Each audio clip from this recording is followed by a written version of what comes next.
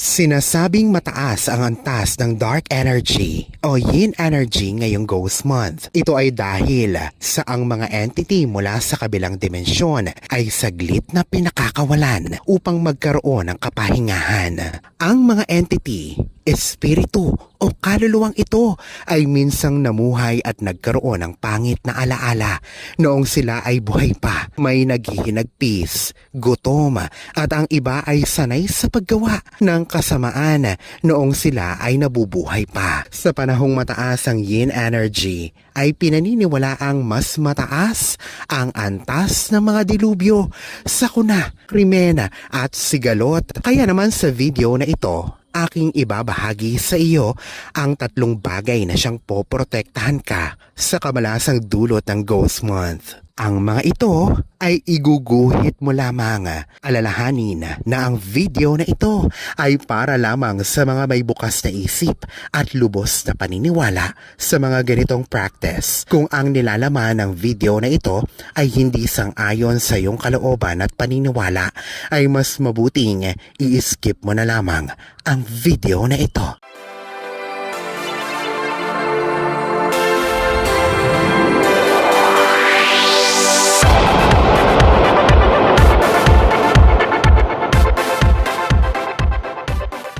Ankh symbol. Ang Ankh symbol ay isang sinaunang simbolismo ng buhay. Ito ay may hugis loop sa bandang taas na representasyon na tumataas na araw. Ang mga maikli na guhit sa dalawang magkabilang gilid ay simbolismo ng mundo ng mga mortal at ang mahabang baba naman ay sumisimbolo sa divine world. Ginagamit ito ng nakakataas na tao sa Ehipto bilang simbolismo ng kanilang immortalidad. Pero ito ay simbolismo ng proteksyon mula sa evil spirits at iba pang masasama. Gamit ang panulat na itim o pula, iguhit ito sa kanang kamay bilang proteksyon sa labas at iguhit ito sa main door ng bahay bilang proteksyon naman sa bahay. Ngayong Ghost Month, maaari mo din itong iguhit sa maliit na papel na kulay puti. Tiklupin ng 3 beses papunta sa iyo, saka ilagay ito sa wallet o bag bilang proteksyon sa pera. Sa cash register ay maaari din itong ilagay. Maaari ding iguhit ito sa dahon ng laurel at gawing protection amulet sa sapatos, sa kanang paa at sa iba pang bagay. Ang apotropaic mark. Ang apotropaic mark ay proteksyon sa evil spirits at black magic. Kadalasan na inuukit ito sa mga pader upang protektahan ang bahay sa mga masasamang espiritu at kulam. Ito ay pinagsamang letrang V at M na nangangahulugan na to call upon Virgin Mary.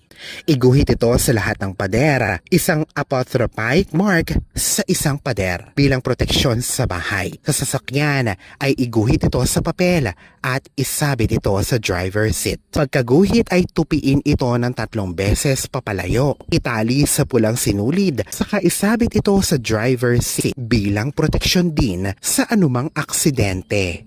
Gawin ito sa anumang sasakyan na mayroon ka. Ang Algiz rune ay proteksyon sa ataking psychic at evil. Iguhit ito sa pinto o main door gamit ang pulang panulat bilang proteksyon sa anumang sakuna, masamang balakin ng ibang tao, masamang espiritu at iba pang mga katulad nito. Maaari mo ding itong iguhit sa lugar ng trabaho, sa ilalim ng mesa o ipalaminate ang simbolismong ito. Sa laurel, iguhit din ito gamit ang itim na panulat at ilagay sa wallet bilang proteksyon sa pagbiyahe. Alalahanin na sa poong may kapal pa din, nagmumula ang lahat ng pagpapala, ang kasipagan at ang kabutihan sa ating kapwa kasabay ng buo mong pananalig sa may kapal. Ang siya pa rin na dapat ay manaig. Ang mga ito ay mga gabay lamang. This is Fiddle Rosario. Thank you for watching.